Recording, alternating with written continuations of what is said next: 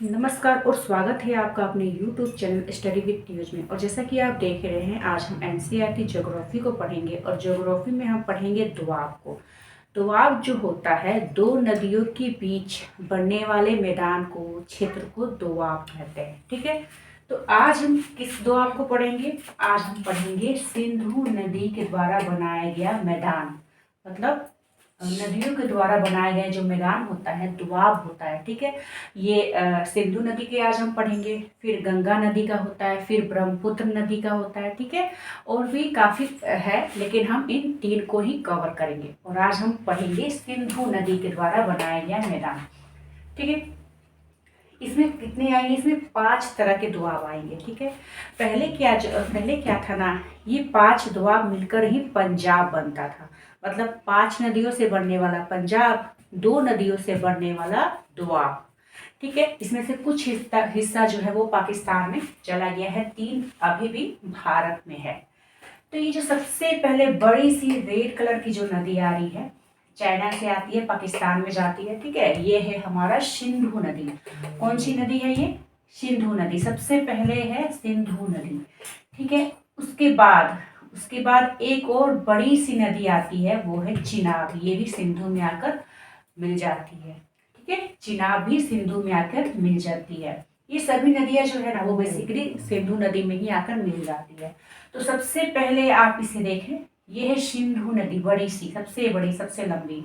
इसके बाद एक जो काले रंग की आपको दिख रही है, ये है चिनाब नदी। ठीक है, चिनाब नदी। अब इस चिनाब नदी है ना, अब इसके बीच में और सिंधु नदी इसके बीच में, इन दोनों के बीच में एक और छोटी सी नदी बहती है, झेलम नदी। ये झेलम नदी आकर चिनाब में ही मिल जाती है। आप यहाँ देखें, ये झेलम नदी आकर चिनाब में ही मिल जाती है। तो एक यहाँ पर दोआब बनेगा, एक यहाँ पर दोआब बनेगा, है ना।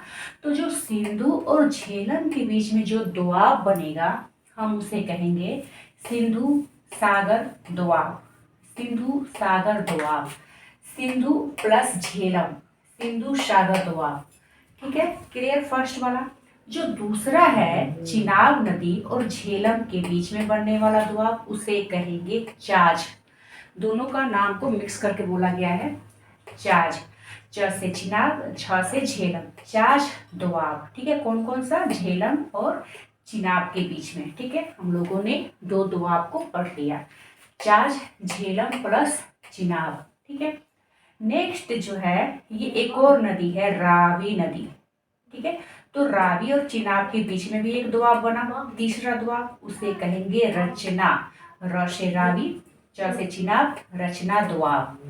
चिनाब प्लस रावी, रचना दोआब। ठीक है, अब यहाँ पर आप देखिए, एक बड़ी सी नदी फिर से बनाई है, सतलज। रेड लास्ट नदी है, सतलज, बड़ी सी नदी। ठीक है, अब यहाँ पर क्या है ना, यहाँ पर एक है रावी नदी। ठीक है, एक बड़ी सी नदी हम लोगों ने बनाया, सतलज। अब इन दोनों के बीच में एक छोटी सी नदी बहती है, व्यास नदी। व्यास नदी, तो यहाँ पर भी एक बन गया आपका दोआब, एक यहाँ भी बन गया दोआब। तो जो रावी नदी और व्यास नदी के बीच में है, रावी और व्यास, ध्यान से सुनिए, चौथा नंबर, रावी प्लस व्यास बन गया आपका बारी दोआब। रावी प्लस व्यास बन गया बारी दोआब।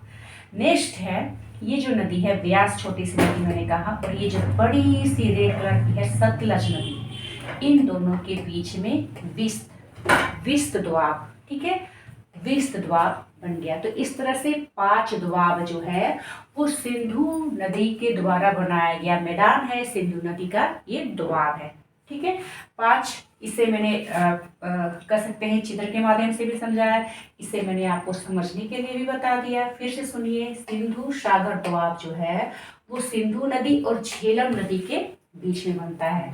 जो चाज दोआब है वो झेलम प्लस चिनाब नदी पर बनता है। जो रचना दोआब है वो चिनाब और रावी नदी पे बनता है। जो बारी दोआब है वो रावी और व्यास नदी में बनता है।